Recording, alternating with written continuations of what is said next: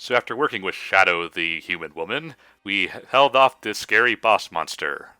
Yay! Yay? Yay. Yay.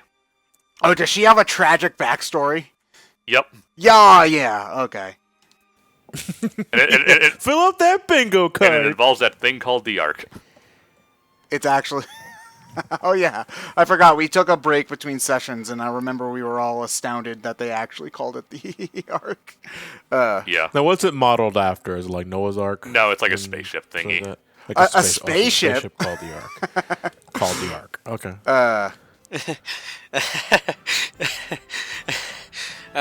Sometimes the jokes just write themselves. Yeah, I don't know who on the story team at any point thought that was a good idea. Maybe they just are big fans of the better adventure game. Who knows? Well, it's easy for us to think about that stuff, but not everyone has really even bothered to play the Sonic Adventure games.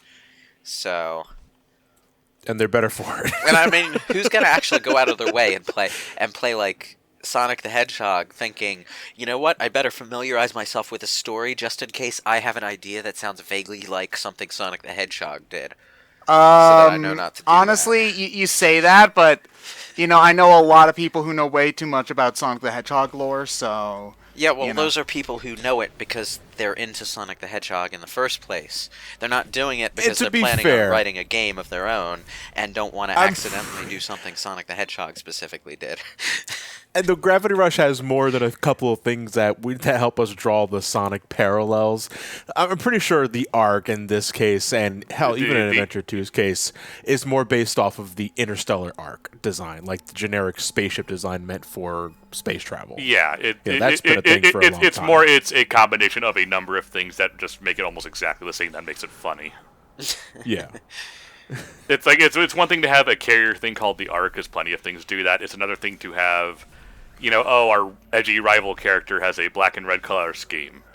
Whose tragic backstory involves the Ark. It's like, okay. It involves the Ark. Yeah. Had a best friend named Mario who got shot. who got shot by laser agents. Yeah. Man, wow. Nintendo really let that series become dark. Wow.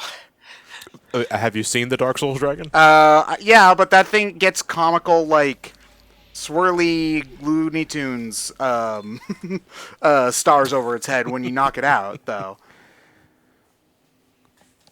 Let's make a door. You're busy looking at bricks. It's not like I like you or anything, Okay, Baka. Raven, seriously, we're like the only two people in the world right now with superpowers, and we want to do the same thing. We really should be working together. Just saying. No, I don't. I work alone.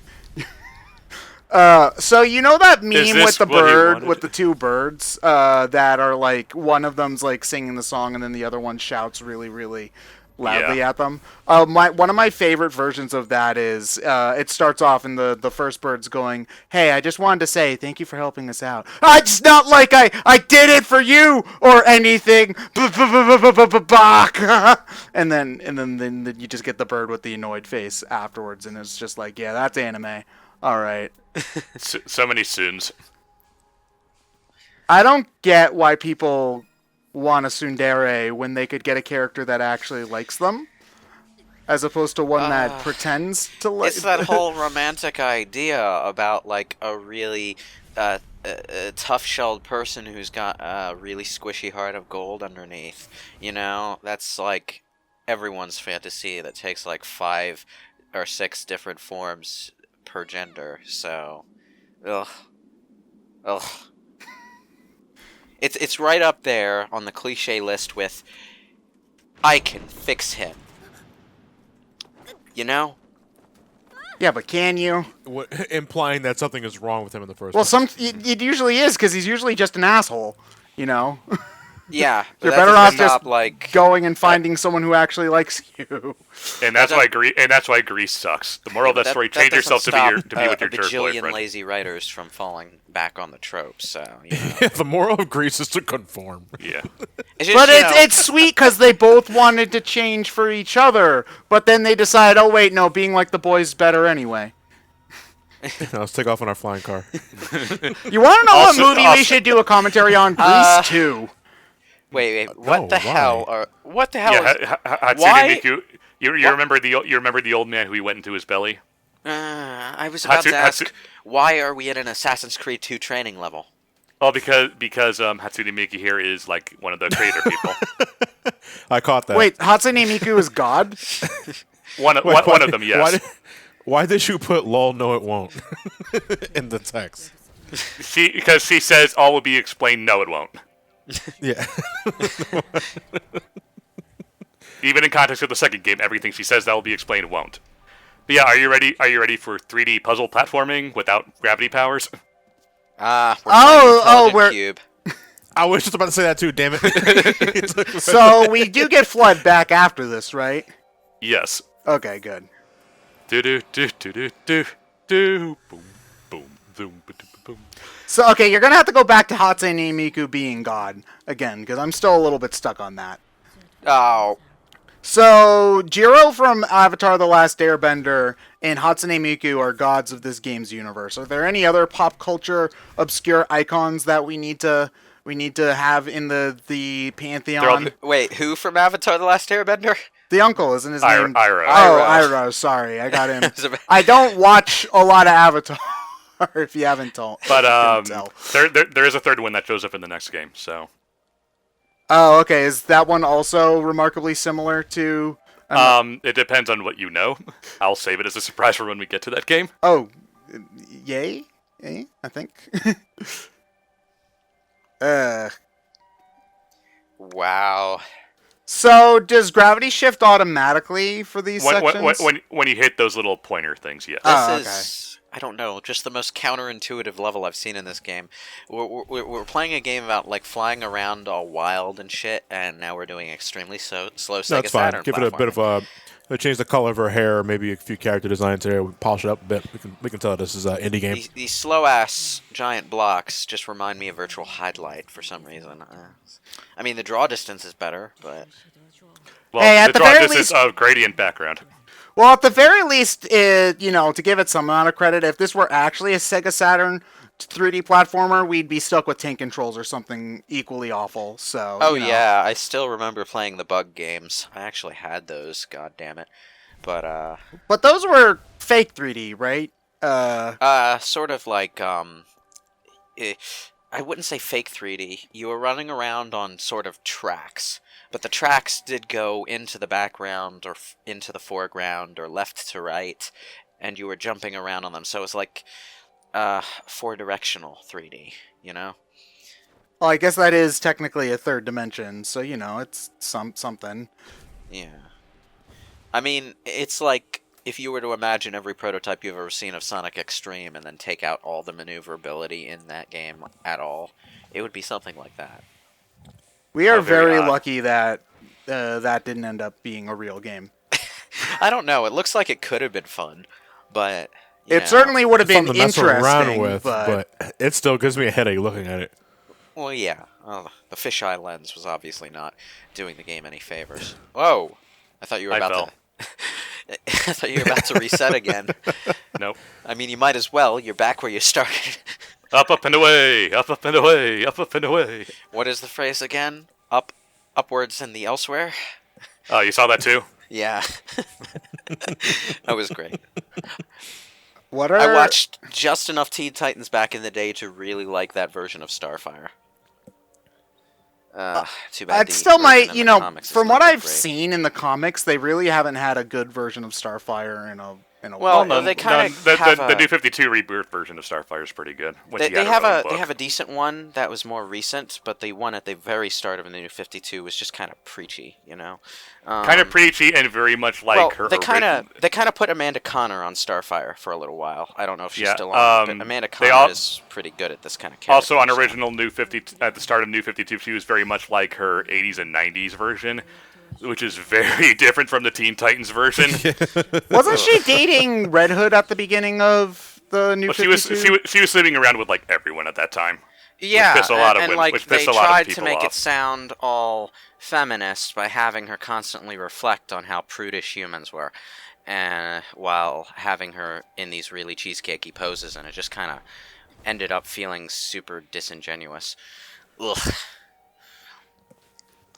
Well, hey man, if you can have your cake and eat it too, I like cake. I don't know where I was going with this.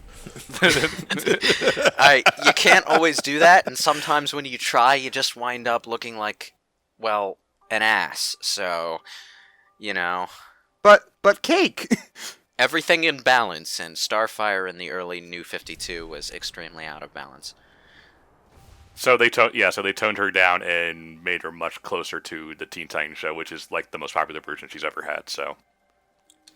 Well, yeah, because that's probably the most popular. Not Go. The Go is easily the most popular. I'm not saying that they couldn't have gone in that show, same kind of direction with the character that they were trying to go in. I'm just saying that whoever was writing it was terrible at it. You know? Yeah. So.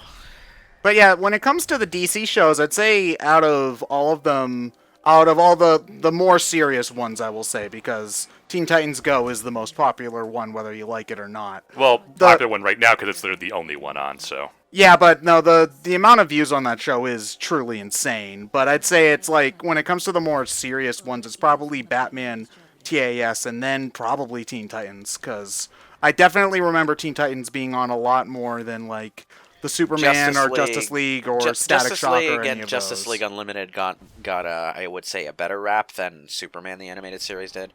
But yeah, Superman the Animated Series kind of bored me, honestly. It was a bit by the numbers.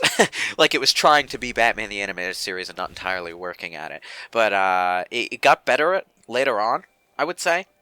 I remember liking it. You know, it was just straight. I guess that's probably why people thought it was boring. Is it was a no frills Superman? Yeah, show. it was a very basic Superman, which is fine, but that also meant they didn't do anything really different with him. It was just kind of trying to be the same thing for Superman that Batman the Animated Series had, which means it didn't really start to feel like Batman the Animated Series until Batman was actually in it for 3 episodes.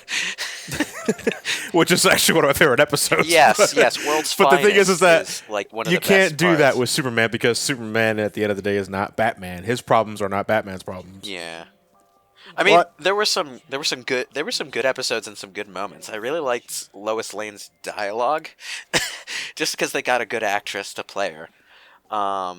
But apart from that, nothing really stands out except for World's Finest.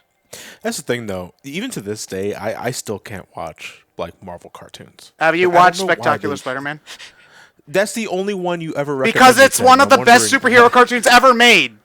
No, but there's the thing, though. Yeah, but that's the out of all the Marvel things that we talked about, that's the only so one, it's fantastic. No, it's spectacular. That kind of drives my, it's not. That kind of drives my point. It's not. It's because Marvel comics don't really have a animated universe because all the rights are split up all over the place. So no, they're not. Now they are. The animated stuff was never split up. That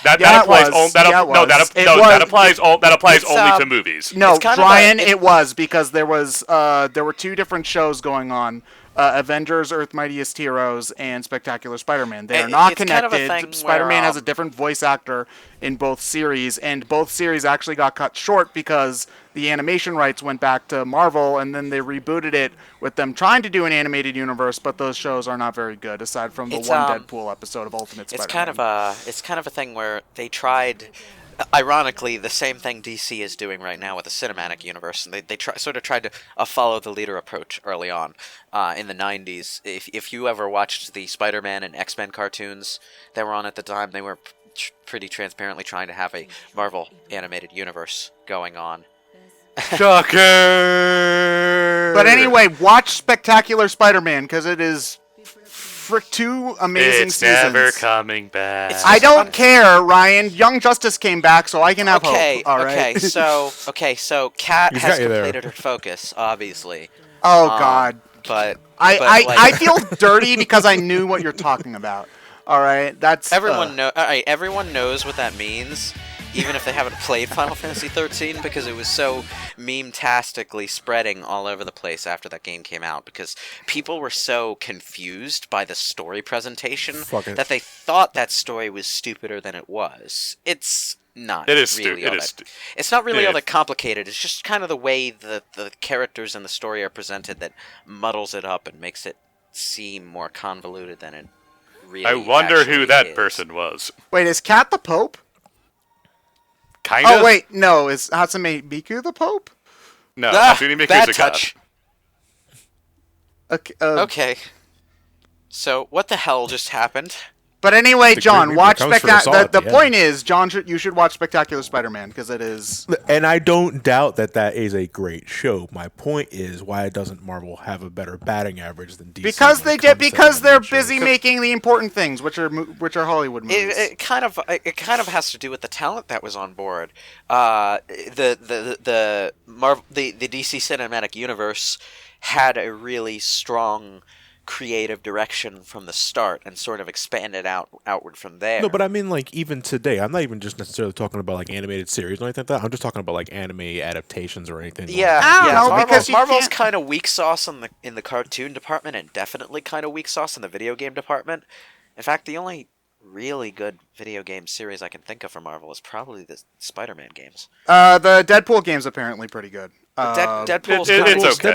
Deadpool's kind of just weak sauce Ninja Gaiden with Deadpool making a really lame. Okay, fine. It's a really good Let's Play to watch. How about that? It's yeah. My problem with the Deadpool game is that although they tried really hard with the humor, it just kind of comes off as bog standard and obnoxious compared to what Deadpool is like in the comics. You mean it's a cosplayer Deadpool humor? Well, to be fair, Deadpool's supposed to be obnoxious. No, I mean like he has a cleverer form of obnoxious in the comics and even in his own movie. But like they kind of just went a really standard humor direction for his video game form. As a result, he doesn't seem as unique as he should. He just seems like he's dialing the usual snarky humor dial that every game has to 227. I know the part's long over. Dante if he wanted to. I imagine Dante if he wanted to fuck literally everything. I know the part's been long over by this point, but I honestly find I don't like watching Deadpool solo stuff. I much prefer the character when he's guest starring for an episode in other people's stuff, because then I don't get sick of his shtick so fast. So yeah, that's fair enough.